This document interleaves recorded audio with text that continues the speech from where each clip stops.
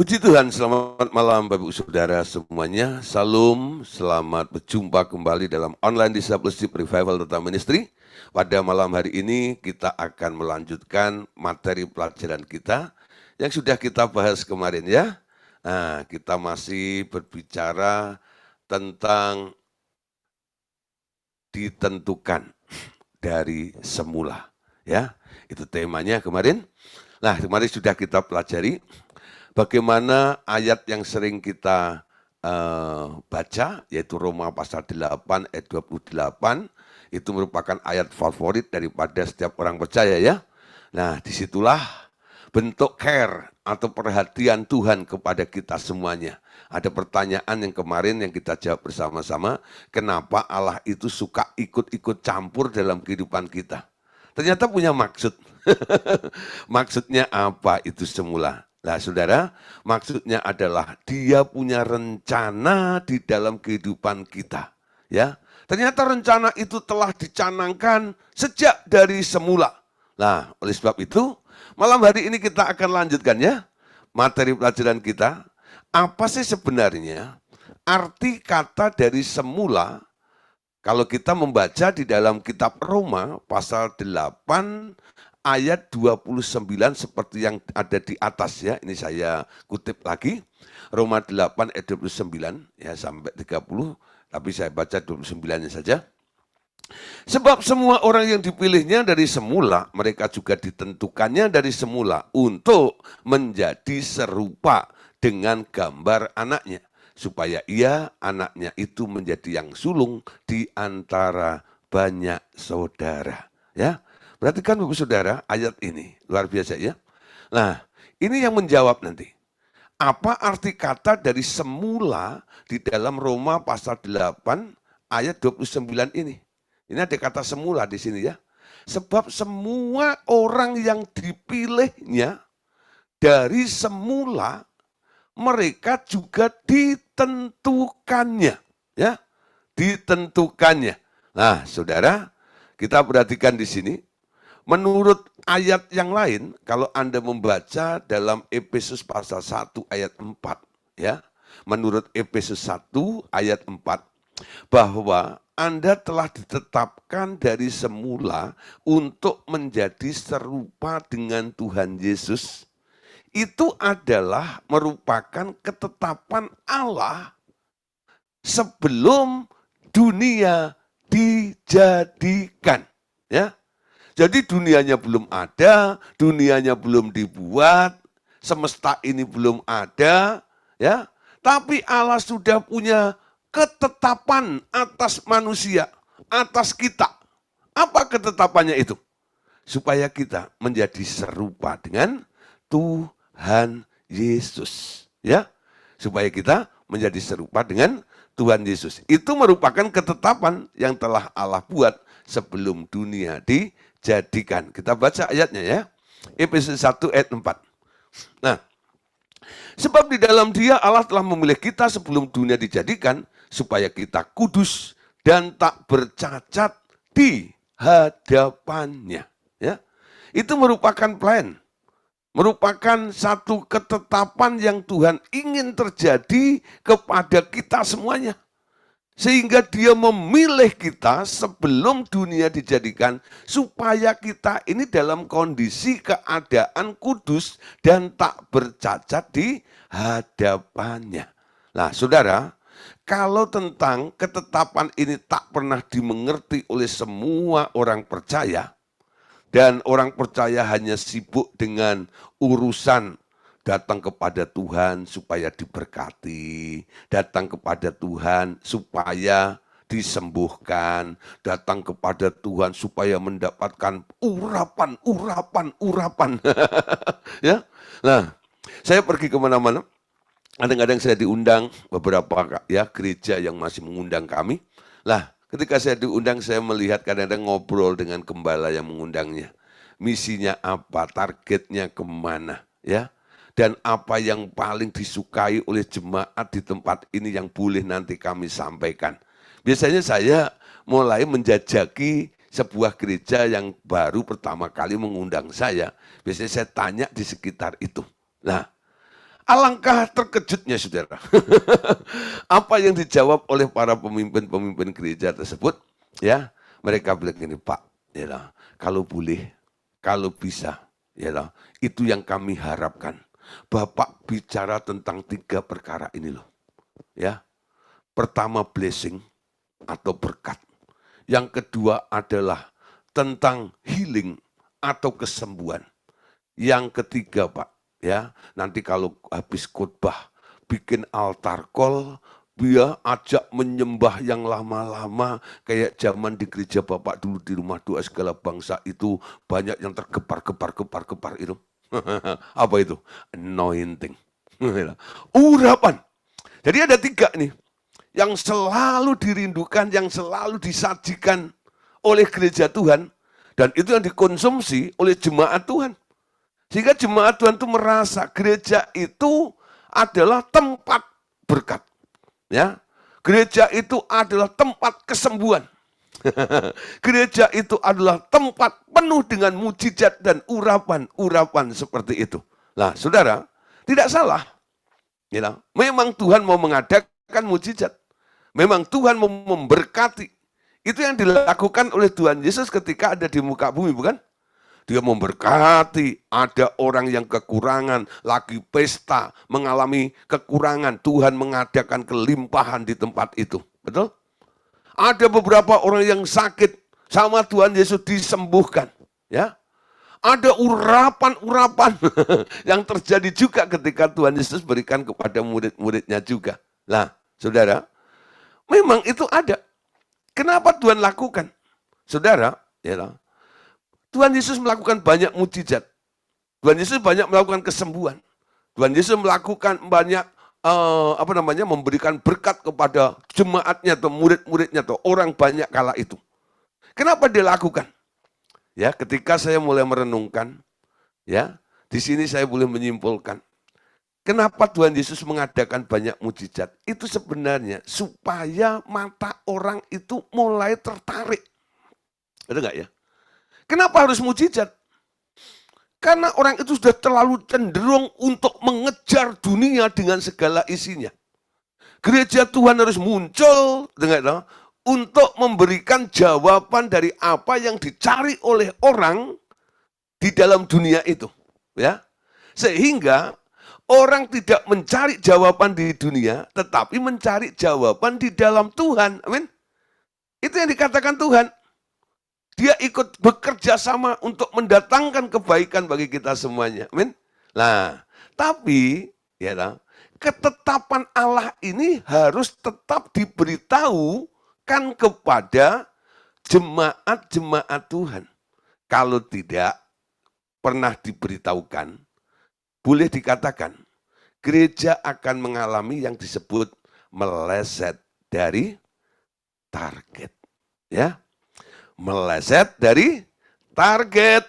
Nah, banyak gereja di dunia, tetapi hampir tak ada yang mengarahkan pertumbuhan jemaat atau kelompok mereka ke arah menjadi seperti Kristus.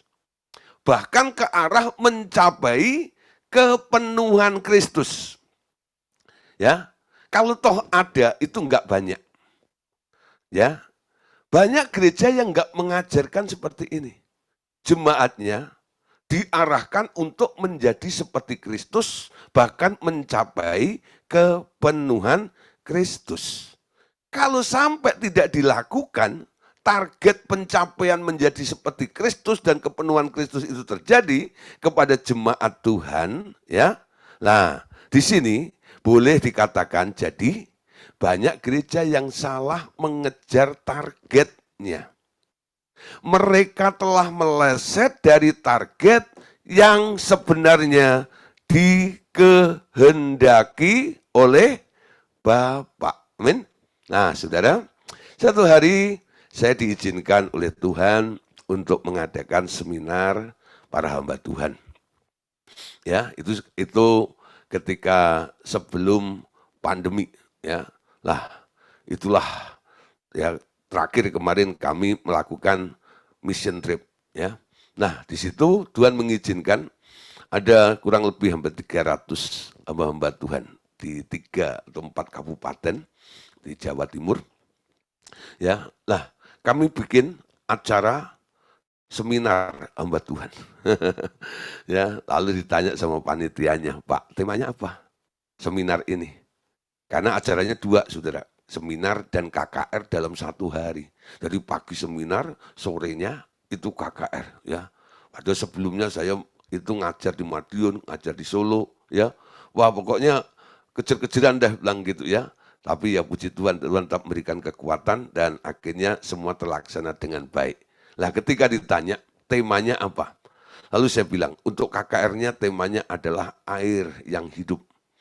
Nah, lalu untuk seminarnya temanya adalah meleset dari target. Meleset dari target ya. Ketika saya ya memberitahu tentang tema tersebut ya kepada ketua panitia yang adalah kelompok hamba-hamba Tuhan. Mereka tuh tanya balik ini, Pak, apa enggak salah pengucapannya? Maksudnya, Bapak tadi kan ngomong meleset dari target. Ya, apakah bukan melesat? Melesat ke dalam target gitu loh Pak. Apa enggak salah tema Pak gitu? Ya, saya bilang tidak. Saya bilang gitu. Memang temanya adalah meleset dari target. Nah ini maksudnya apa? Nah, kalau Anda nggak tahu, saya bilang, nanti kumpulin banyak hamba Tuhan, ya, kumpul supaya ngerti tentang tema ini. Kenapa saya memberikan tema meleset dari target ini? Lalu dikumpulin tuh, hampir 300 pendeta, hamba Tuhan. Lalu situ ngumpul, saya cerita tentang meleset dari target ini. Nah, saudara, memang ya ketika disampaikan, nggak semua wajah itu mekar. Kok mekar itu bersuka cita. Ini memang bunga, ya. Nggak semua wajahnya itu ceria seperti itu. Kenapa? Ternyata ketika kami sampaikan seperti ini, ya kami sampaikan di kalangan para hamba Tuhan, jadi saya lebih tegas. Lah disitulah saudara banyak koreksi yang saya mulai paparkan ada di situ. Kenapa saya harus katakan seperti ini? Karena saya membawa isi hati Bapak. Di mana Bapak sejak sebelum dunia dijadikan, sebenarnya Dia telah memilih kita semuanya supaya kita menjadi serupa dengan gambaran Tuhan Yesus dan mengalami kepenuhan Kristus. Ya. Dan itu bukan hanya untuk para hamba Tuhan. Ini harus diajarkan, ini harus dikhotbahkan juga kepada para jemaat. Supaya jemaat mengerti bahwa mereka yang ada di tempat itu, yang masuk ke dalam kandang gereja ini, supaya mereka tahu ada sesuatu yang harus dicapai. Ada target yang harus dikejar, betul? Harus ada pencapaian. Apa itu? Diubah menjadi serupa dengan Kristus. Amin. Diubah menjadi serupa dengan Kristus. Itu target yang dikehendaki oleh Bapa. Amin. Nah, saudara, di sini dalam materi kita, padahal saudara, banyak gereja atau kelompok-kelompok Kristiani yang sudah menyadari kedatangannya Tuhan Yesus itu sudah amat dekat, bukan? Banyak yang masih mengejar sukses. Banyak yang masih mengejar happiness.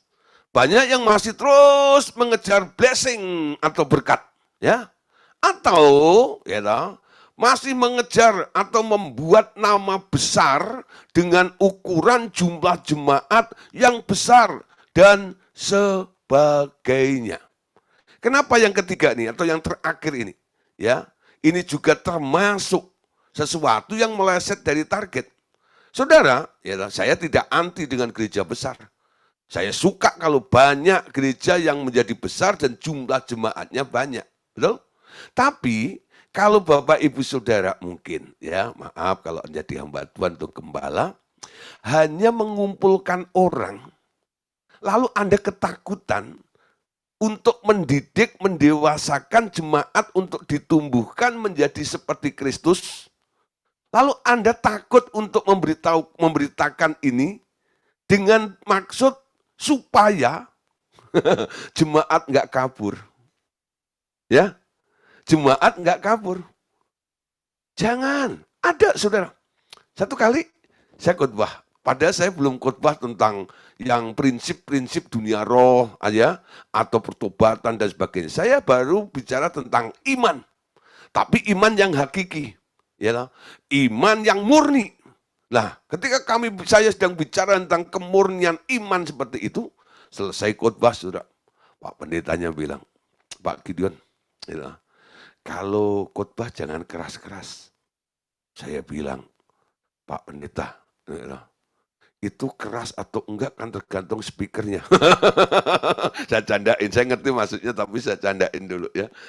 Itu kan tergantung speakernya ya. Kalau pengen kecil ya soundman-nya suruh ngecilin suara saya. Bukan itu maksudnya Pak, gitu ya. Bapak bukan suaranya yang dikurangin, tapi tekanannya. Ya. Jangan keras-keras, jangan makanan keras Pak. Nanti jemaat kami kabur. Susah tahu Pak ngumpulin jemaat itu. Oh gitu ya. Jadi saya nggak boleh khotbah koreksi di tempat ini. Saya bilang gitu ya. Nah, mereka ketakutan saudara. Padahal maksud koreksi ini sebenarnya bukan untuk membuat mereka luka. Bukan. Bukan membuat mereka itu nanti tambah jatuh. Tidak. Ya, koreksi yang dibuat itu sebenarnya untuk memurnikan dan membuat mereka bertumbuh sehingga jemaat mereka menjadi dewasa. Amin. Nah, saudara, ini paling penting di sini. Nah, saya mulai tawarkan, boleh enggak? Ya, kami mengajarkan sesuatu yang dampaknya jemaatmu berubah, bukan nyaman. Saya keluarkan dari zona nyaman, supaya dia aman di dalam Tuhan. Artinya apa? Nanti kalau jumpa Tuhan, ketemu Tuhan, nggak dibuang. Itu aman namanya. Betul? Orang yang mencari kenyamanan, dia sebenarnya keluar dari aman itu. Ya, daerah aman. Ketika nanti Tuhan mulai menampi, ya, yang ada di daerah nyaman itu adalah kumpulan para sekam. Amin. Para sekam. Jadi ketika ditampi, ditiup, terbang dia nanti. Yang tinggal adalah yang berbobot. Yang tinggal adalah yang berkualitas. Amin. Nah, yang berkualitas.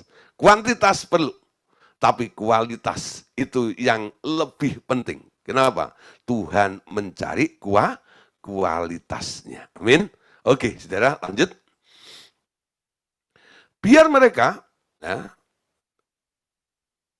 biarlah menjadi serupa dengan Tuhan Yesus ini menjadi prioritas utama yang Anda kejar dalam proses pertumbuhan rohani Anda, khususnya melalui pemuridan revival total ministry ini.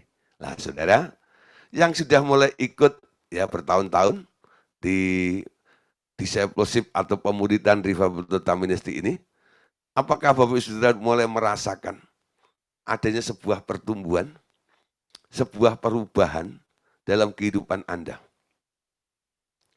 Yang nggak mau berubah, sekali nongol, dua kali nongol, besok nggak nongol lagi. Gitu. Lihat aja, gitu. Jadi kadang-kadang kenapa sih kalau habis acara itu mesti difoto, gitu. Ya, itu sebenarnya saya mau lihat, gitu, seberapa orang yang bertahan. Ya, nah, ada yang kau datang dan pergi sesuka hatimu. Itu tandanya apa? Dia tak mau berubah, betul? Yang mau diubah pasti stay, betul nggak? Pasti tetap tinggal di sini, walaupun babak belur, nggak apa-apa, bilang gitu ya. Betul. Kadang-kadang firman itu pasti menyinggung, betul? Anda bisa tersinggung. Tapi kalau Anda harus tersinggung untuk Anda bisa berubah, nggak apa-apa dong, betul nggak? Nah, kalau nggak disinggung, berarti Anda tidak ditegur. Di situ loh. Nah, semua dasarnya adalah kasih di tempat ini, ya. Nah, Saudara, kita belajar di sini, ya, bahwa kita ini di sini di RTM ini sedang dibangun untuk menjadi serupa dengan Tuhan Yesus. Itu prioritas yang dikejar. Saya mau melihat nanti buah-buahnya, ya. Dari pertanyaan dalam diskusi kadang-kadang saya mulai melihat ada tingkat kualitasnya, betul? Dari pertanyaannya yang aduh nggak berbobot sama sekali gitu. Nanti lama-lama cara bertanyanya, itu enggak, cara bereaksinya itu mulai berbeda. Betul nggak ya? Mempertahankan, Pak, nggak bisa begini, gini. Tapi lama-lama bilang gini, ya, Pak, gitu ya. Memang secara umum sulit, Pak. Tapi saya mau, gimana caranya? Nah, betul nggak ya? Disitulah mulai saya melihat, dibangun kerinduannya. Ternyata merangsang orang itu untuk berubah. Jadi pelajaran-pelajaran yang ada di RTM ini, kalau Anda melihat, kalau Anda perhatikan, Anda camkan, saya yakin hidupmu akan berubah. Hidupmu tidak akan sama. Efesus pasal 4 ayat 11 sampai 13. Yuk baca sama-sama. Dialah yang memberikan baik rasul-rasul maupun nabi-nabi, baik pemberita-pemberita Injil maupun gembala-gembala dan pengajar-pengajar. 12.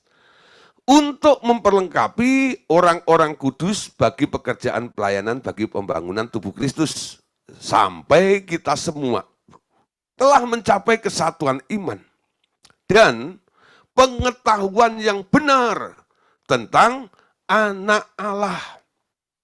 Kedewasaan penuh dan tingkat pertumbuhan yang sesuai dengan kepenuhan Kristus.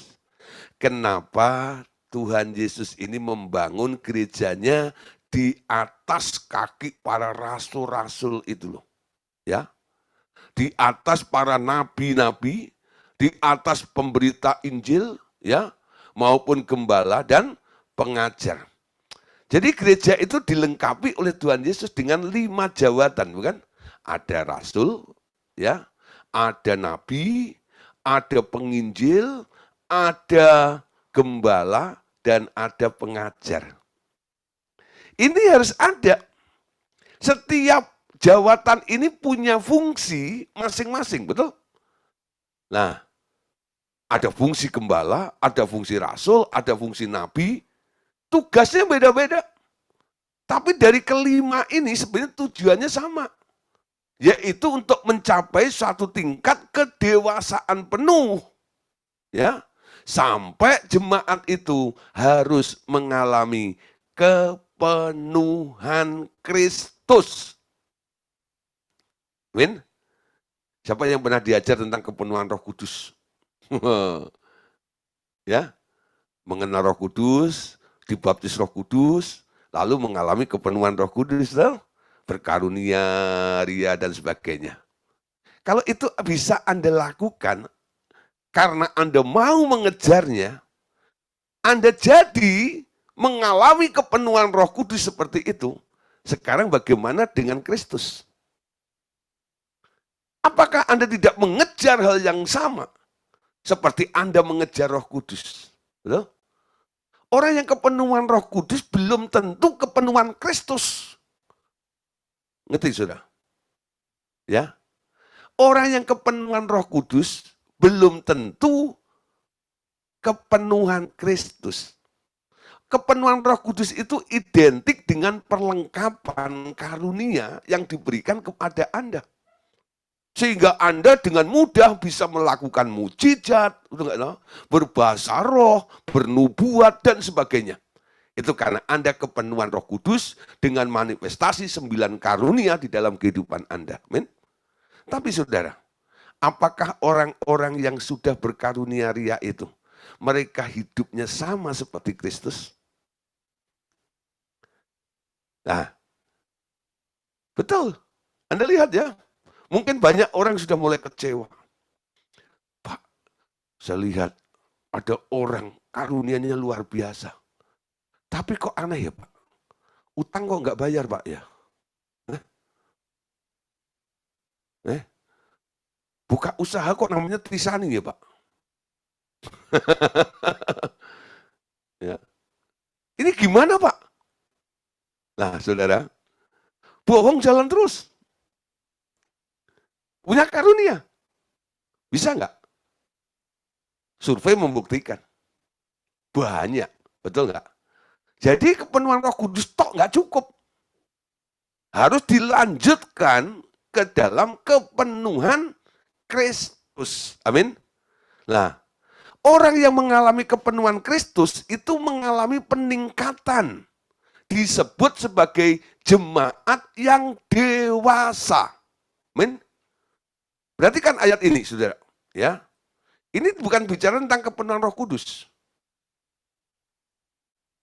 Kedewasaan penuh dengan tingkat pertumbuhan yang sesuai dengan kepenuhan Kristus. Jadi disebut dewasa ini karena Anda menjadi seperti Kristus. Amin. Jadi kedewasaan itu bisa dilihat kalau kepenuhan Kristus di dalam diri Anda itu semakin meningkat. Hidupmu menyerupai Kristus itu tandanya Anda dewasa. Amin. Nah, ada perubahan di dalam kehidupan Anda. Karena apa? Anda mulai menggenapi apa yang ditetapkan oleh Bapak dari sejak sebelum dunia ini dijadikan. Supaya kita semuanya diubah menjadi serupa dengan gambaran Tuhan Yesus. Amin. Ayat 14-nya, saudara. Ya, perhatikan di sini. Sehingga, sampai ayat 16 ya, kita bukan lagi anak-anak yang diombang-ambingkan oleh berbagai angin pengajaran, oleh permainan palsu manusia, dalam kelicikan mereka yang bertumbuh menyesatkan. Jadi pertumbuhan Anda menjadi seperti Kristus ini membuat Anda solid, membuat Anda teguh, ya, sehingga tidak mudah diombang-ambingkan oleh berbagai angin pengajaran, ya, oleh permainan palsu manusia dalam kelicikan mereka yang bertumbuh menyesatkan, ya, menyesatkan. Nah, saudara, lanjut 15-nya. Sebaliknya, dengan teguh berpegang kepada kebenaran di dalam kasih, kita di dalam segala hal ke arah Dia. Kristus yang adalah kepala. Dari Dialah seluruh tubuh yang rapi tersusun dan diikat menjadi satu oleh pelayanan semua bagiannya, sesuai dengan kadar pekerjaan tiap-tiap anggota, menerima pertumbuhannya dan membangun dirinya dalam kasih. Ini arah pertumbuhannya, lihat ya. Ya, di dalam kasih kita di dalam segala hal ke arah Dia, Kristus yang adalah kepala. Sampai tumbuhnya kepada Kristus, ke arahnya kepada Kristus itu. Amin. Nah, saudara, sekarang perhatikan. Mereka yang mengerti kebenaran dan mau menyesuaikan diri dengan apa yang dikatakan Allah mereka, nanti akan terbebas dari level pikiran yang rendah dan menggantinya dengan pikiran Kristus. Pergantian paradigma itu akan mengangkat mereka ke tingkat kepenuhan Kristus. Amin. Ya. Nah, tadi pengertian Anda, paradigmanya Anda berubah. Nah, saudara, sekarang kita lihat ada pertanyaan lagi, ya.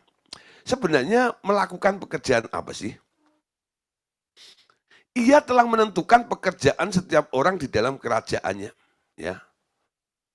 Tinggal Anda mendengarkan Dia, apa tugas Anda setiap hari, lalu menempatkan diri dan bekerja. Jenis pekerjaan Anda tentu tidak sama dengan orang yang masih berdosa itu. Nah, Anda akan diperlengkapi dengan semua fasilitas dan kemampuan bekerja seperti Tuhan Yesus.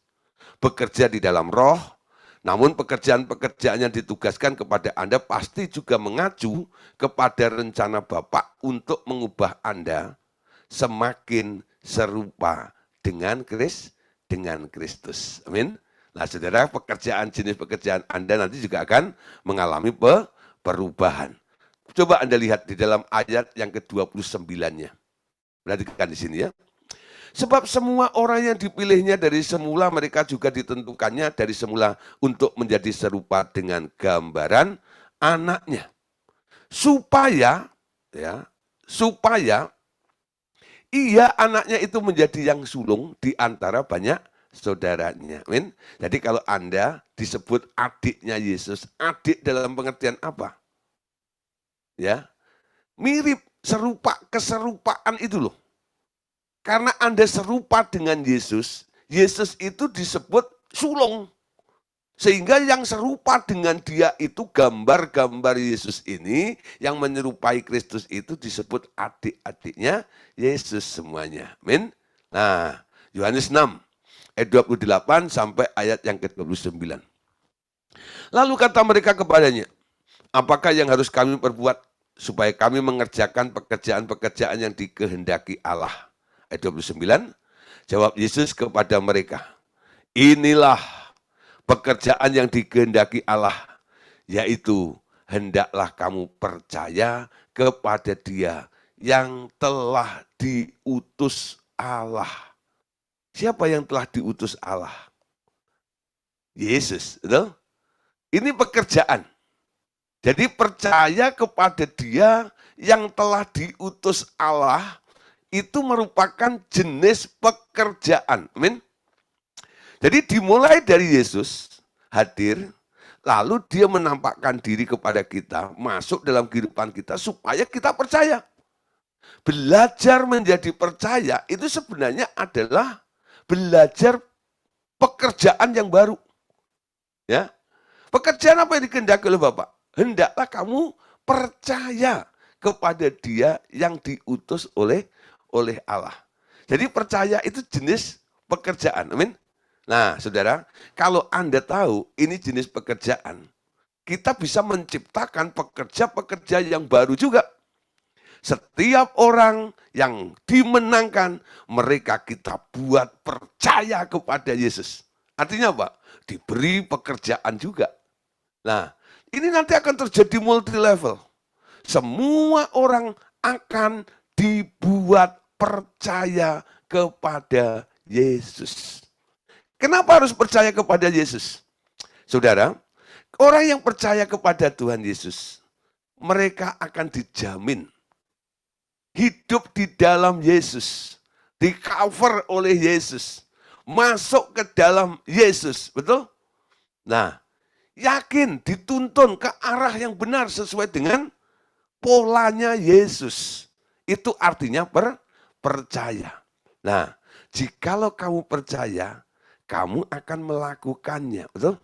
Banyak orang kadang-kadang itu seperti ilustrasi begini. Ada seorang akrobat ya, akrobat itu mereka bisa jalan di atas seutas tali ya, itu yang ditarik dari ujung gunung sana ke gunung sini, jadi melewati jurang ya, dia jalan ya di atas tali itu sambil pegang tongkat untuk pengaman kalau sampai ini dia gimana caranya bisa nyangkut lah ke tali itu ya. Nah, sebelum ya para hadirin hadir ya, mereka semuanya ditanya sama si akrobatik ini ya, ditanya, apakah Anda percaya bahwa aku bisa menyeberang dari tebing ini ke ujung sana? Ya, semua orang bilang, percaya. Akhirnya dibuktikan. Dia jalan. Nyampe di sana. Ya, lalu ditanya lagi, apakah kalian semua percaya aku bisa balik lagi ke sana? Karena sudah melihat hasil tadi, dia berkata, sangat percaya, ya, bisa. Wow, kasih support, kasih semangat. Akhirnya saudara nyampe ke sana. Lalu pertanyaan yang ketiga, siapa yang percaya?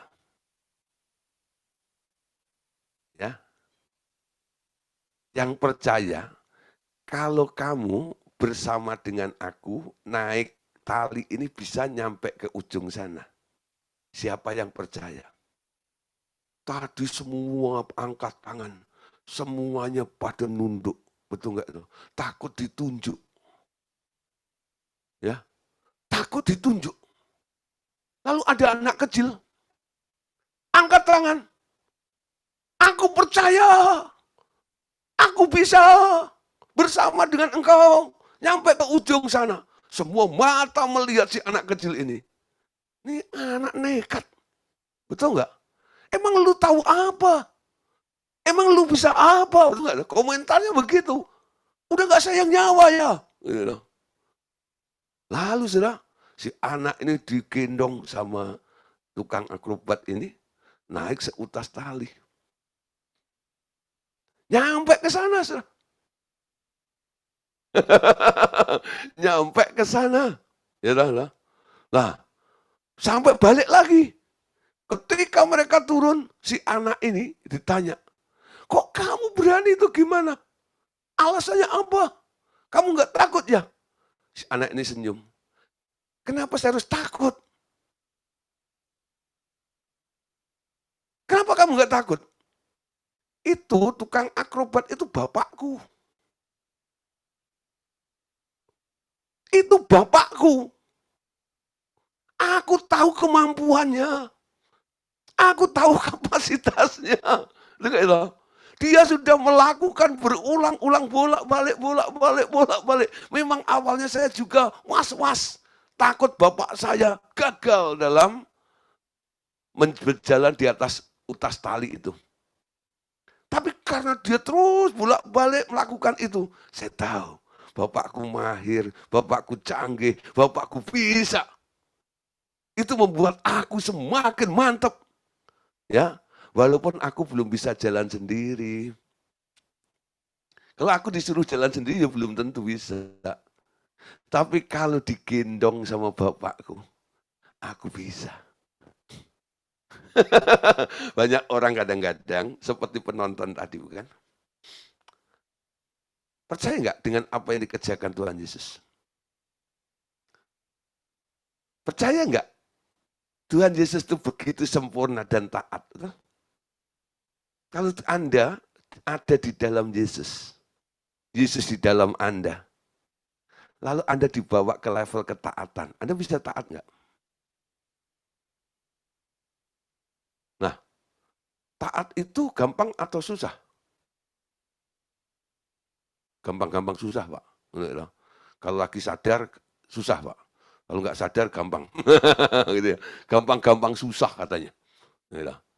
Nah, tapi kalau Anda tahu, karena Yesus, Anda percaya kepada Yesus, Anda dimampukan, Anda dibuat bisa. Betul nggak? Bukan karena Anda bisa.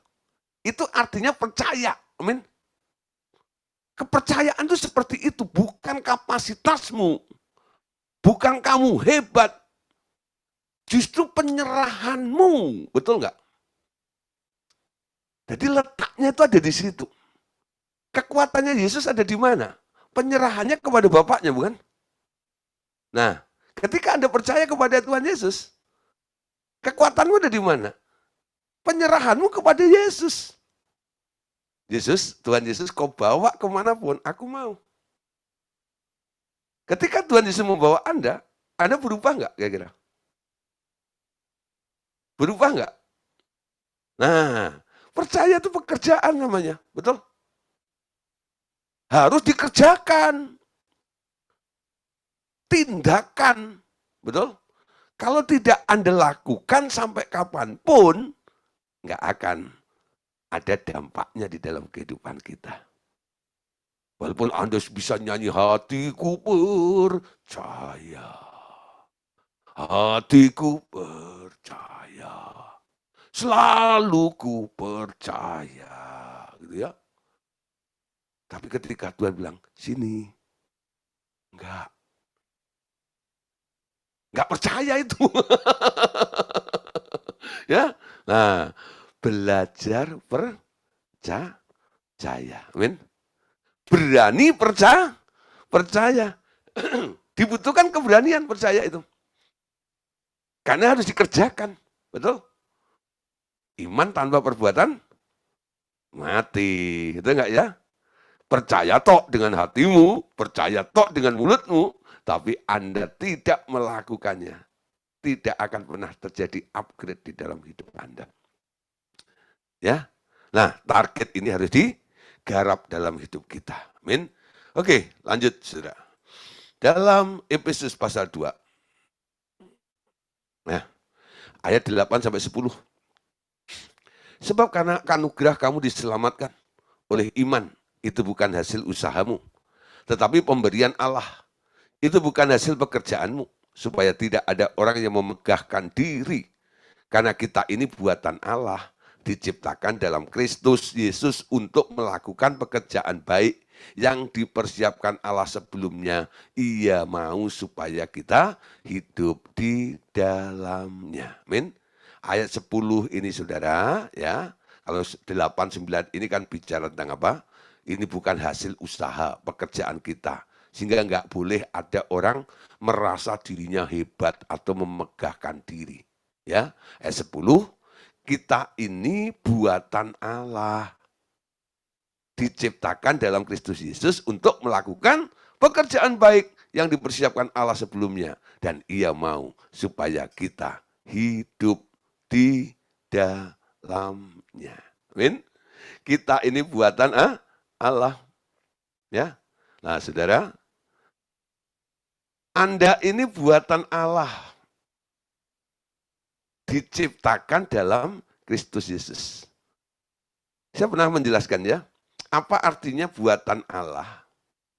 Diciptakan dalam Kristus Yesus itu apa? Nah, saudara, ibu-ibu tahu ya, kadang-kadang pernah bikin kue. Ya, nah, bikin kue itu sebenarnya ya kalau toh nggak dibentuk, yang penting rasanya gitu.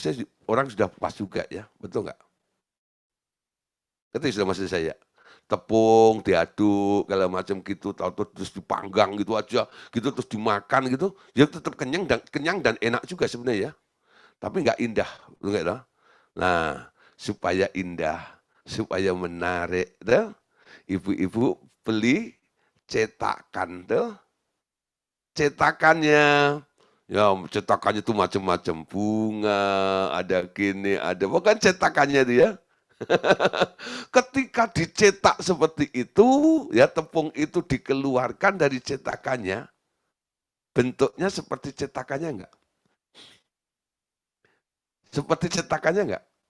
Kalau cetakannya kotak, persegi, tepung itu dikeluarkan, ya adonan itu dikeluarkan, lalu dipanggang gitu ya, lalu dikeluarkan, lah jadi kue yang bentuknya persegi. Kenapa? Bentuknya cetakannya persegi. Kalau cetakannya segitiga, kuenya jadi segitiga. Cetakannya bulat, kuenya jadi bulat juga kayak bakpao. Nah, seperti itu. Nah, kenapa? Modelnya kok bentuknya berbeda-beda, tergantung cetakannya. Nah, ini untuk menjelaskan ayat ini. Kita ini buatan Allah, diciptakan dalam Kristus Yesus. Jadi Anda itu dicetak. Kayak adonan, itu enggak tahu, adonan kue, Anda itu dicetak di dalam Yesus. Nah, ketika Anda keluar sebagai kue yang dicetak di dalam adonan yang dicetak di dalam cetakan itu, keluar seperti bentuk cetakannya, bukan? Nah, karena Anda dicetak di dalam Yesus, diciptakan di dalam Yesus, ketika Anda keluar, modelnya sama kayak Yesus enggak? Modelnya sama kayak Yesus enggak? Nah, kalau cetakannya bulat, terus tahu-tahu dikeluarkan jadi kotak gitu kan bingung ya. Loh, cetakannya bukan bunga gitu ya. Nah, tahu-tahu dibuka gini kok jadi segi empat gitu. Loh, kok bingung Anda? Ya. Kok nggak sesuai dengan cetakannya? Nah, kalau Anda dicetakkan di dalam Yesus, Artinya harapan daripada yang mencetak Anda itu, harapan daripada yang membuat Anda, yaitu Allah itu, dia mengharapkan kalau Anda jadi, Anda keluar, Anda jadi sama seperti cetakan itu, yaitu Yesus. Amin. Nah, untuk apa? Nah, ternyata tadi dilanjutkan ayat itu. Untuk melakukan pekerjaan baik yang telah dipersiapkan oleh Allah sebelumnya. Dan dia mau kita hidup di dalamnya. Amin. Nanti kalau kita sudah diubah menjadi sama seperti Kristus semuanya, jenis pekerjaanmu berbeda. Orang bekerja ini kan kadang-kadang jenis pekerjaannya tergantung levelnya, betul? Kalau perusahaan menerima karyawan, kenapa mereka itu ditempatkan di tempat yang berbeda dengan salary yang berbeda juga? Karena apa? Ya tergantung ijazahnya, ya. Nah, ijazahnya SMA, ya udah, ya, jadi office boy, ya. Nah, yang ijazahnya sarjana, nah nanti itu mulai ini jadi salesnya gitu ya. Yang S2 ya mulai ini boleh menempatin ya kursi apa manajer. Ya kan? Nah, yang S3, yang S4 ya. Yang STMC nah terserah. Nah, tergantung ya. Tergantung kualitasnya seperti itu. Nah, Saudara, jadi jenis pekerjaan nanti akan berbeda ketika hidupmu mulai berubah. Semuanya seperti itu. Ada seorang bilang, Pak, getol banget dia bilang, Pak saya doain Pak saya mau melayani Tuhan. Ya, saya nggak mau kerja lagi Pak. Ya loh. Saudara, saya bilang tekad seperti itu ya baik-baik lah. Ya, dibilang baik ya baik, dan gitu ya. Nah, tapi kita harus tahu porsinya. Biar Tuhan mengubah dulu hidup Anda. Maksud saya gitu ya. Alami Tuhan di dalam hidupmu. Nanti ketika hidupmu sudah mulai berubah, Tuhan akan membawa Anda pada pekerjaan yang lebih mulia lagi. Betul. Levelnya seperti itu. Orang duniawi berpikiran duniawi, dia mengejar dunia, betul? Ketika hidupmu mulai diubah, Anda mengenal Allah, Anda lebih mengasihi Allah, sekarang Anda nggak mengejar dunia. Anda sekarang mengejar Allah, betul? Punya hati untuk memperbesar kerajaan Allah.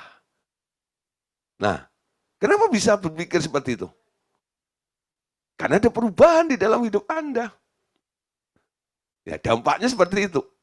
Jadi pekerjaannya baru diberikan oleh sang pembuat Anda itu ketika Anda keluar dari cetakan itu. Kira-kira kue yang sudah keluar dari cetakan ini boleh dipasarkan di mana ya? Betul nggak? Layak nggak ditaruh di etalase? Atau pantasnya ditaruh saja deh di pasar pagi. Gitu. Nah, kue pasar pagi Anda tahu ya, diubrukin gitu aja. Gitu. Orang berebut gitu ya, nggak ditata, nggak diatur, numpuk kalau macam gitu. Ya. Nah, nanti disortir sama orang beli itu. Nah, dipilih yang bagus. Nah, nanti kalau layak ini dijual sudah di mall, gitu. Harganya berbeda. Dari pasar pagi kulaan mungkin cuma 2.000. Ketika masuk ke etalase di mall gitu, harganya jadi 15.000. Itu enggak mahal, kue yang sama. Kenapa saudara? Waktu keluar dari cetakannya nggak cacat. You know?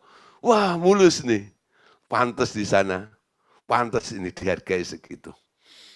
Nah jenis pekerjaan Anda juga seperti itu nanti, ya. Oke, lanjut ya. Yohanes 6:27.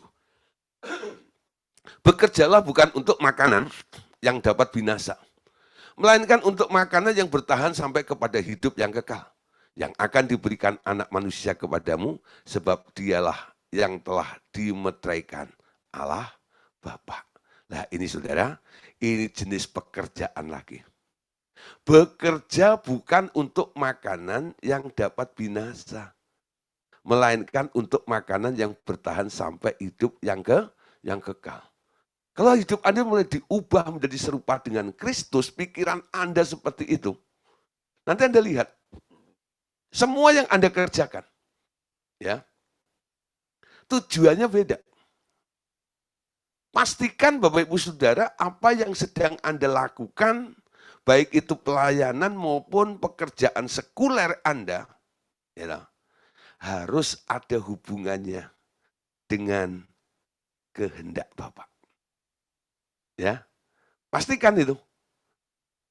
Karena hanya yang ada hubungan dengan kehendak Bapa itu yang memiliki nilai kekal. Ingat Matius pasal 7? Nanti pada akhir zaman, banyak orang akan protes, berseru-seru. Bukankah aku yang menyembuhkan orang demi namamu? Bukankah aku yang gini-gini? Nyahe kamu pembuat kejahatan. Nggak ada nilainya, nggak ada buktinya. Di kekekalan itu, jenis pekerjaannya nggak ada. Kenapa saudara? Padahal konteksnya pelayanan bukan? Karena mereka melakukan hal-hal yang tidak diperintahkan oleh Tuhan dalam kehidupannya. Walaupun pelayanan. Walaupun Anda sedang bekerja dalam sekuler pun, kalau itu Tuhan tentukan Anda, ya, buka toko. Apakah buka toko itu yang disuruh oleh Tuhan, itu kurang rohani dibanding orang yang melayani Tuhan? Enggak. Kalau disuruh Tuhan, betul? Nangkep saudara maksud saya? Ya, jangan diukur yang kelihatannya berkecimpung di kerohanian lebih rohani daripada yang di sekuler. Ada orang yang melayani dalam wadah pelayanan, ministry, itu enggak ya? Gereja, yayasan, dan sebagainya. Tapi bukan karena disuruh Tuhan. Ada. Menjadi profesional ada di tempat itu. Hatinya bukan hati pelayanan. Yang dicari apa? Untung. Ya. Nanti kurang sedikit aja udah ngomel. Ya, nah, tapi saudara kalau Anda disuruh oleh Tuhan, baik pelayanan maupun kerja sekuler, itu sebenarnya yang dikehendaki oleh Tuhan. Amin. Jadi kehendak Tuhan itu nggak melulu semuanya dalam bentuk pelayanan. Semua orang itu punya ladang masing-masing, bukan? Ladangnya masing-masing. Saya kalau di kantor khotbah, ya, saya bilang sama orang-orang di kantor itu, saudara bersyukur ada di tempat ini. Bisa ada di gedung besar seperti ini, dengan jumlah karyawan ribuan, puluhan ribu seperti ini. Ya, saya khotbah di Jalan Sudirman tuh, gedung-gedung besar tuh, karyawannya banyak sekali. Ya, nah saudara, ini ladang. Anda bukan kebetulan di tempat ini. Anda ditaruh di tempat ini sebagai terang dan garam. Hidupmu menjadi mercusuar, menerangi mereka, menjadi jawaban bagi mereka semuanya. Jadi saya tekankan tentang itu. Ya, lalu ada yang mulai betul Pak. Ya, saya itu pindah tempat berkali-kali Pak. Maksudnya gini, saya kerja di sana Pak ya. Sampai akhirnya kok udah lama ya Pak, dalam beberapa bulan ini kok nggak banyak jiwa saya menangkan ya. Ternyata saya dimutasi Pak. Pindah Pak ke tempat lain. Saya bingung. Dalam hati saya salah apa gitu, kok dimutasi gini ke kantor cabang Pak. Gitu. Lah, tapi saya baru mengerti setelah saya ada di tempat itu. Ternyata di situ saya menjadi pemenang jiwa lagi Pak. You know? Nah, lalu saya bilang begini, sering-sering dipindahin saja. Oh jangan Pak. Sering-sering dipindahin, jangan Pak. Gitu ya. Nah, kalau Tuhan mau, gitu, pindah dari kota ke kota, untuk apa? Tetap menjadi pemenang jiwa, mau enggak? Jadi walaupun dia kerja sekuler, tapi hidupnya diatur oleh Tuhan, betul? Itu merupakan pekerjaan yang dikehendaki oleh Tuhan. Ada nilai kekal. Amin. Oke, lanjut. 1 Timotius 2 ayat 21. Jika seseorang menyucikan diri, perhatikan ya, jika seseorang menyucikan diri dari hal-hal yang jahat, ia akan menjadi perabot rumah untuk maksud yang mulia. Ia dikuduskan, dipandang layak untuk dipakai tuannya, dan disediakan untuk setiap pekerjaan yang baik. Ya, kalau Bapak Ibu Saudara mau menempati posisi yang lebih baik, nah di sini sucikan diri Anda dari hal-hal yang jahat. Ya, Anda akan dilatih pula oleh Roh Kudus untuk menyadari bahwa sebenarnya yang melakukan pekerjaan-pekerjaan pelayanan itu bukan Anda sendiri, tapi sebenarnya Tuhan Yesus yang ada di dalam Anda. Seperti dahulu Tuhan bekerja, tapi dia sadar yang bekerja di dalam dirinya adalah Sang Bapa sendiri. Amin. Mekanismenya sama. Dan ini sekarang akan terjadi dalam kehidupan orang yang percaya kepada Yesus. Ketika Tuhan Yesus di muka bumi, dia bekerja. Tapi Yesus mengakui, aku bekerja seperti ini sebenarnya bukan aku yang kerja. Bapakku yang kerja. Aku hanya pelaksana kehendak Bapakku. Nah, belajar percaya seperti itu. Sekarang kita pun juga sama. Yesus mau bekerja melalui hidup kita. Kalau Anda melakukan segala sesuatu, pastikan itu karena Yesus mau melakukan sesuatu melalui hidup Anda. Betul? Lakukan apa yang dia ingin lakukan. Jangan lakukan apa yang dia tidak ingin kerjakan. Amin. Nah, terus Yohanes 14 ayat 10. Ini ayatnya ya. Tentang pernyataan Tuhan Yesus ketika ditanya alasannya bahwa apa yang dilakukannya itu bukan dari dirinya sendiri, tapi Bapaknya. Tidak percayakah engkau bahwa aku di dalam Bapa dan Bapa di dalam aku? Apa yang aku katakan kepadamu, tidak aku katakan dari diriku sendiri, tapi Bapa yang tinggal di dalam aku, dialah, perhatikan ya, dialah yang melakukannya. Dialah yang melakukannya. Nah, saudara ya, dia yang mengerjakannya. Terus, Matius 10 ayat 8. Sembuhkan orang sakit, bangkitkanlah orang mati, tahirkanlah orang kusta, usirlah setan-setan. Kamu telah memperoleh dengan cuma-cuma, karena itu berikanlah pula dengan cuma-cuma. Siapa ini yang memerintah? Yang memerintahkan kan Tuhan Yesus ya. Pergi, beritakan Injil, sembuhkan orang sakit dan semuanya. Sekarang pertanyaannya, siapa yang akan menyembuhkan orang sakit? Bukan Anda. Tuhan Yesus yang ada di dalam diri Anda, dia yang akan menyembuhkan orang sakit. Siapa yang membangkitkan orang mati? Bukan Anda. Yesus yang akan membangkitkan orang mati melalui hidup Anda karena dia ada di dalam hidup Anda. Terus semuanya, termasuk mengusir setan dan mentahirkan orang kusta. Ya, nah ini harus semua atas izin atau kehendak Tuhan Yesus. Yohanes 14:12. Sesungguhnya aku berkata kepadamu, siapa saja yang percaya kepadaku, ia akan melakukan juga pekerjaan-pekerjaan yang aku lakukan. Bahkan pekerjaan-pekerjaan yang lebih besar daripada itu. Sebab aku pergi kepada Bapa dan apapun yang kamu minta dalam namaku, aku akan melakukannya. Supaya Bapa dimuliakan di dalam anak. Jika kamu meminta sesuatu kepadaku dalam namaku, aku akan melakukannya. Perhatikan saudara ya. Ini ada kata aku akan melakukannya. Aku ya lakukan. Ya. Aku akan melakukannya. Dan apapun yang kamu minta dalam namaku, aku akan melakukannya. Minta kepadaku dalam namaku, aku akan melakukannya. Siapa yang melakukan? Tuhan Yesus. Apa yang dilakukan? Pekerjaan-pekerjaan yang lebih besar daripada yang pernah Tuhan Yesus lakukan dahulu. Ya, jadi Tuhan Yesus dulu waktu di bumi lakuin apa? Banyak. Dia mau lakukan yang lebih hebat lagi melalui hidup Anda.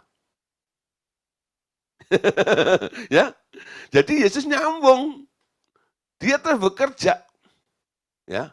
Tapi kalau Yesus katakan, Pak, waktu di kayu salib kan Yesus berkata, sudah selesai. Apanya yang sudah selesai di situ? Nah, jangan terjebak di sini. Ya, dengan kata Tuhan Yesus sudah selesai di kayu salib itu, bukan berarti hari ini Tuhan sudah selesai. Tidak. Dia masih masuk dalam hidup Anda, dia terus bekerja. Amin. Bapakku bekerja sampai hari ini, anak pun juga bekerja sampai hari ini. Karena polanya begitu. Seperti itu. Ya. Nah, jadi apa yang dikatakan Yesus sudah selesai? Penebusannya. Jadi ada misi dong. Misi yang diberikan oleh Bapaknya itu kan dua. Memperkenalkan Bapak dan menebus manusia. Betul? Darah sudah dikucurkan. Utang dibayar di Kalvari. Lalu Yesus katakan, lunas, sudah selesai. Ya, sudah aku bayar. Proyek penebusan. Tapi pekerjaan berikutnya masih jalan. Karena Yesus nggak punya tubuh, maka dia cari kantor, yaitu tubuh Anda. Amin. Orang-orang yang mengundang Yesus masuk ke dalam hatinya, lah disitulah kesempatan, saudara, untuk apa? Yesus bekerja, memakai hidup Anda sebagai ruang kerjanya atau office-nya. Amin. Nah, saudara, perhatikan di sini. Bagaimana kita bisa nurut apa maunya Tuhan dalam hidup kita ini. Kadang-kadang penghalangnya adalah karena kurang percaya atau bimbang. Adanya keraguan-raguan itu yang membuat imajinasi Anda tidak pernah mampu mencipta sesuatu dengan jelas. Hanya melalui latihan berulang-ulang dan rema yang hidup yang membuat Anda benar-benar pindah dari daerah mustahil ke daerah tidak ada yang mustahil. Amin. Nah, jangan bimbang, jangan ragu. 1 Korintus 3, Matius 7 ya. Matius 7 ayat 17 ayat 20.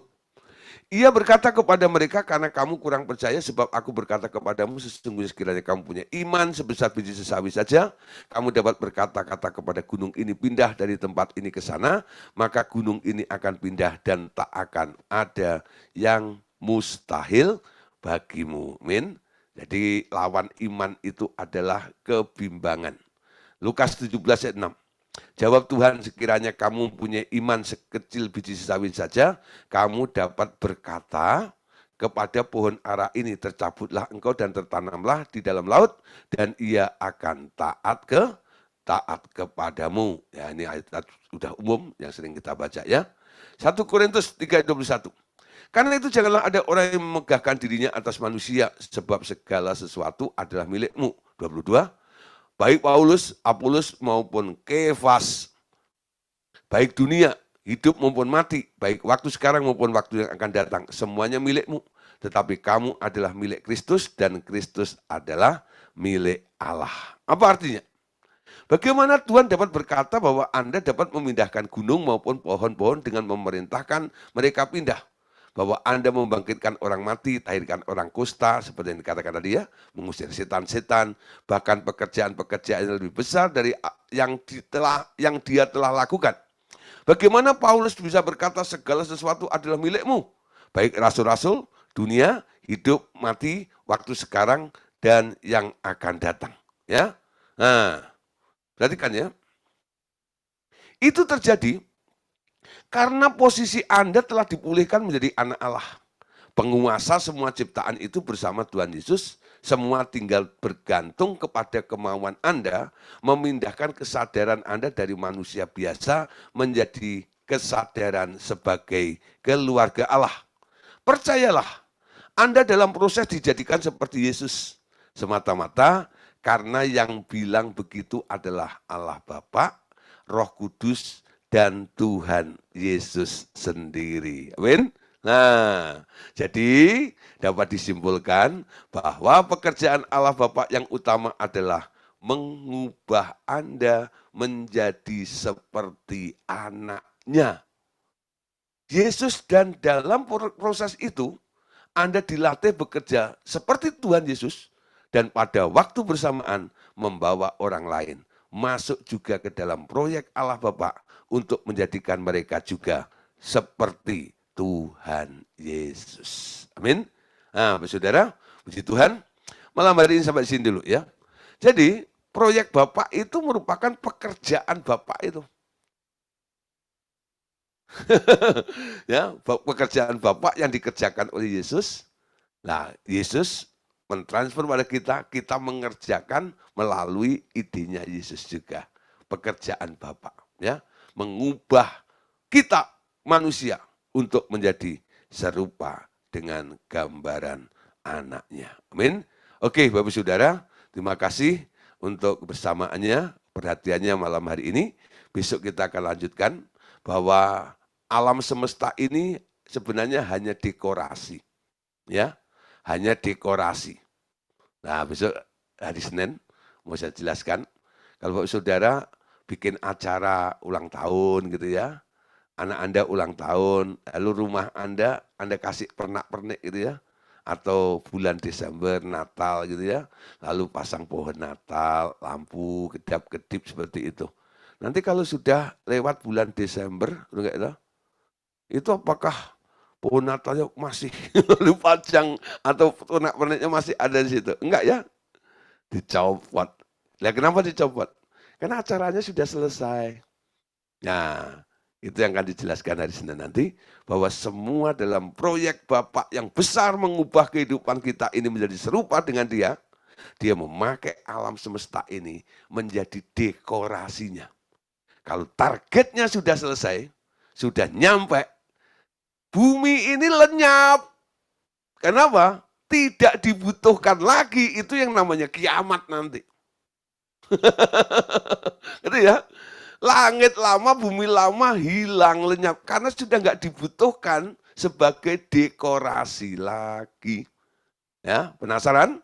Hari Senin kita berjumpa lagi. Tuhan Yesus memberkati kita semuanya. Amin.